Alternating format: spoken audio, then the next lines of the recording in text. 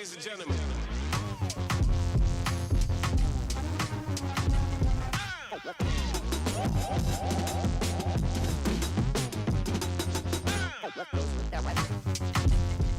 Welcome everyone. Today we're going to be talking about exponents and radicals, so let's get started. First and foremost, an exponent is an operator like addition, subtraction, multiplication, division, but it is an operator that indicates repeated multiplication. For example, if I have 2 to the power of 3, that means I am multiplying 2 by itself 3 times. So 2 times 2 times 2, which is 8. Not too bad. That's the simple part.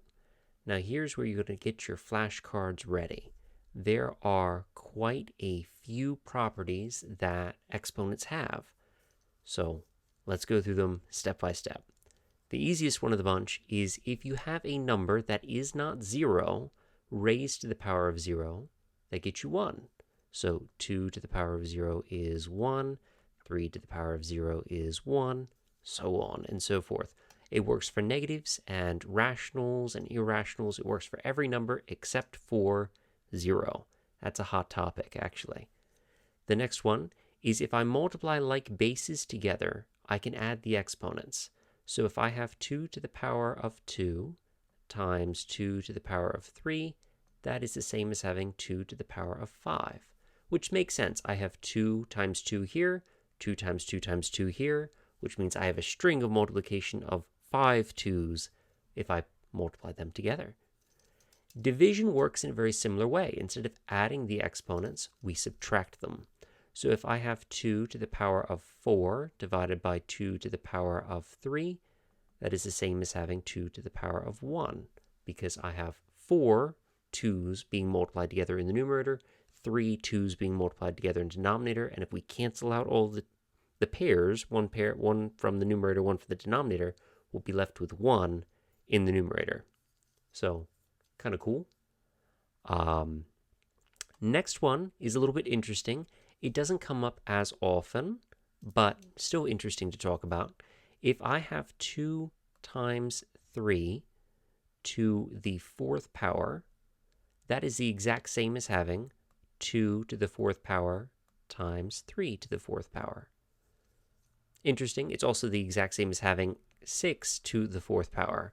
So it helps if you're trying to break some things down, or if you have variables, you can distribute essentially that power. The next one is if you have a power with an exponential, if you have a base, which will just have 2, raised to a power, and we raise this whole thing to a power, let's say 4, that is the same as having 2 to the power of 12. You can think of it as we have 4, 2 to the thirds, and when I multiply them together, I added the exponent, so 3 plus 3 plus 3 plus 3 is 12. This, however, does not work if I have 2 to the 3rd power and itself to the 4th power. That doesn't work. It has to be the base with the power is being raised to a power. So just keep that in mind. You might have some tricky stuff, especially if you're doing like Math League or really advanced problems. You might have that, and that doesn't work the same way. The next one, if I have a negative power, it's the same thing as having the reciprocal of it to the same exact power. Sounds a little weird, right? But essentially, if I have 3 to the negative 2 power, this is the same as having 1 over 3 to the 2nd power, which is just 1 over 9. Same thing works with the denominator. So if I have 4 over 3 to the negative 1, that's the same thing as having 4 times 3 over 1, which is 12. So it works the exact same way. So a negative power just essentially moves it from numerator to denominator or denominator to numerator. The last one, and arguably the trickiest for some of my students, is the rational powers. If I have a rational power, it means that the denominator is the root of what's happening here. So you might be used to the square root of 4 is 2. Well, with exponents, if I want to express this as an exponent, I would say I have 4 to the 1/2 power, which is the same thing as having the square root of 4 to the first, which is 2. But it also works with 3/2. For example, if I have 4 to the 3/2 power, I can rewrite this as the square root of 4 to the third, or I can rewrite this as the square root of 4 raised to the third power. All of those are equivalent, and some of those are really helpful for simplification. For example, if I was going to simplify 4 to the 3/2 power, I would rewrite it as this one, because the square root of 4 is 2. That's very easy for me to know. Where 4 to the third power is 64, that one's easy, but you might have a number that just gets absurdly large, and you don't know if you can take the square root of that nicely. So I always try to make things smaller before I make them larger. Those are your 7 different exponent properties. So let's put them into use. So the first one here, we have if x cubed plus 5 is equal to 13, what's the value of x? Relatively simple. We're going to solve this like we would a linear equation. We're going to try to isolate the variable. So I'm going to subtract 5 from both sides. That gives me x cubed is equal to 8. Now that I have the variable isolated, I am going to undo the power with its equivalent root. So I have the third power. I'm going to use the third root over here, and that gives me an x, and the cube root of 8, what times itself is 8, that would be 2. Now, the roots, remember, work like rational powers, so a tricky reason why this works, if you want to know the mechanics behind it, it's essentially this here is the same thing as having x cubed to the 1/3 power, which means I would multiply the powers, giving me x to the 3/3, or just x to the first. So that is why using the equivalent root to the power would cancel those out. They're inverse operations, if you will. Now, when we have to take the square root, something different happens. So let's do the same exact idea, but let's have x squared equals 8 instead. So if I were to introduce the square root symbol like I did over here, I would get x is equal to the square root of 8. But that's not entirely true, because while a positive times a positive times a positive gives you a positive, and a negative times a negative times a negative gives you a negative, a positive times a positive and a negative times a negative both give you positives. So when we have an even power and we're using an even root, and we're introducing that root, we're physically adding the root, we take the root of both sides, we need to add a plus or minus symbol so we have all of the solutions. This only matters for even roots, and when we introduce it, if you start with a root in your equation, you don't have to worry about it. Only when you introduce a square root or a 1/2 power or any rational power with the denominator is even. So that's the only time you really have to worry about that. So a little foreshadowing here. We have if x to the 6th power times y to the 4th is equal to 400, what is the value of x cubed times y squared? Well, let's look at what we have and what we need. And what's the difference between them? I notice that the powers I need are half of the ones I have. So what I can do is I can raise both sides to the 1/2 power, which again is like the square root. So I can raise both sides to the 1/2 power, 1/2 power, which again is the root. So when I simplify this, I'm going to put a plus or minus there as a precaution. Always put your plus or minus whenever you're square rooting, fourth rooting, all of the above.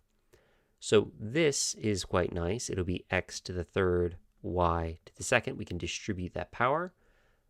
400, the square root of 400, what number times itself is 400 is a little difficult to think about, but 400 is 4 times 100, and both of those are squares.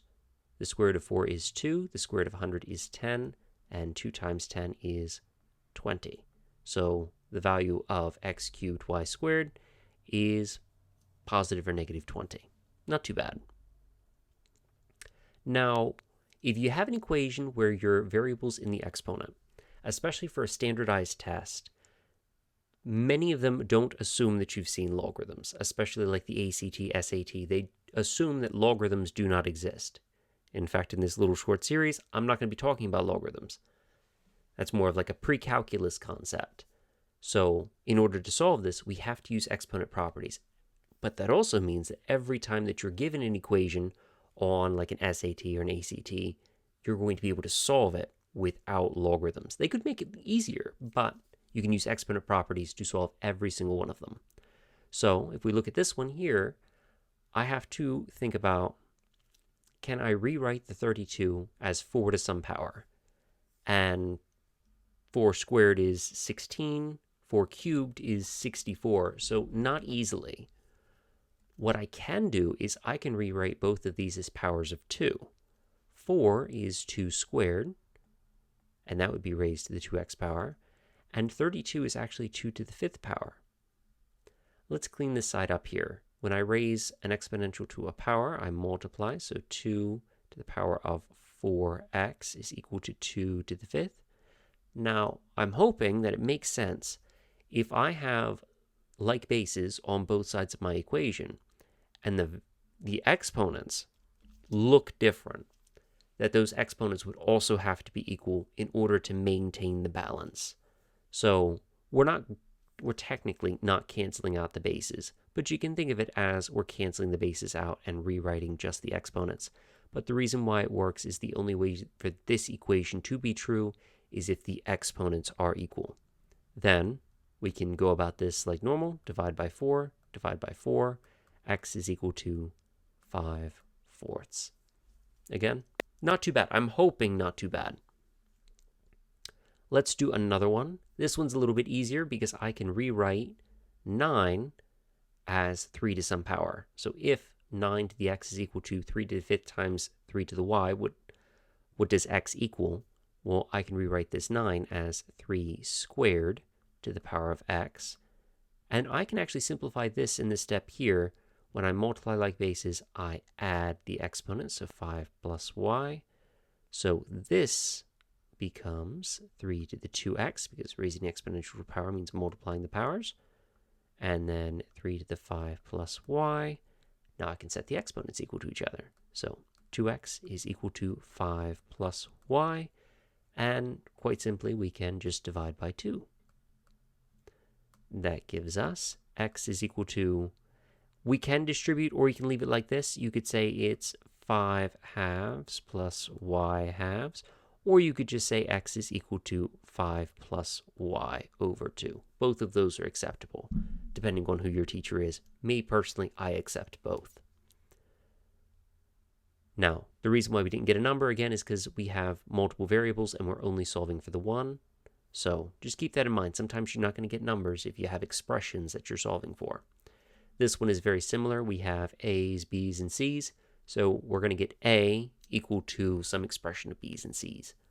So for this one, I see 5, 25, and the square root of 5. So I'm thinking 5 is going to be our base here, which means that this 5 to the a is perfect.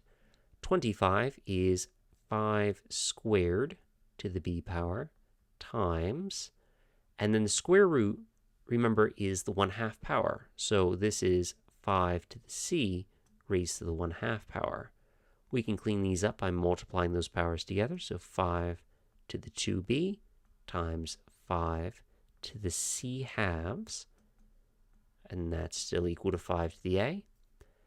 When I multiply like bases, I add the exponents, so 5 to the 2b plus c over 2 is equal to 5 to the a, which means that a has to be equal to 2b plus c halves. A little bit weird, but definitely doable. And that is using your exponent properties. There are quite a bit.